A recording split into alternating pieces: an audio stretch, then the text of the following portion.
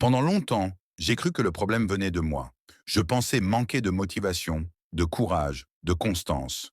Je voyais les autres avancer, tenir leurs engagements, construire quelque chose sur la durée, et moi, j'avais l'impression de recommencer sans cesse à zéro.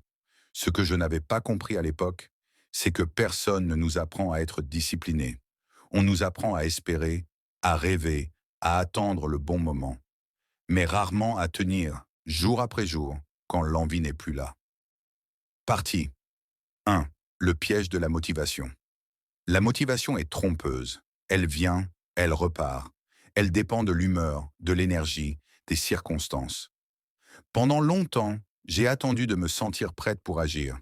J'attendais l'envie, l'élan, la certitude, et à chaque fois que je ne les avais pas, je remettais à plus tard. Mais la vérité est simple. Si tu attends d'avoir envie pour avancer, tu avances rarement. Les personnes qui construisent quelque chose ne sont pas plus motivées que les autres.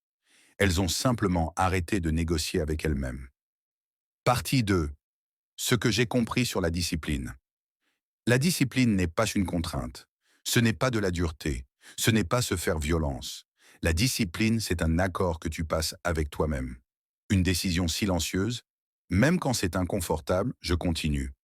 J'ai compris que la discipline, ce n'est pas faire beaucoup. C'est faire peu, mais régulièrement.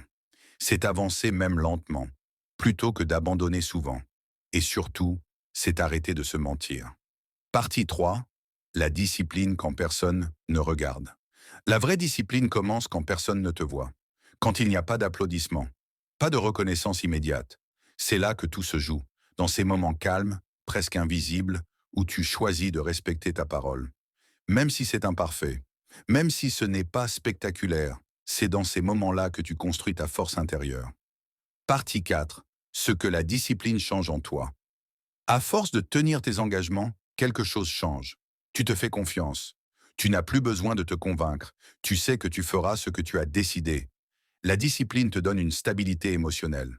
Moins de doutes, moins de chaos intérieur.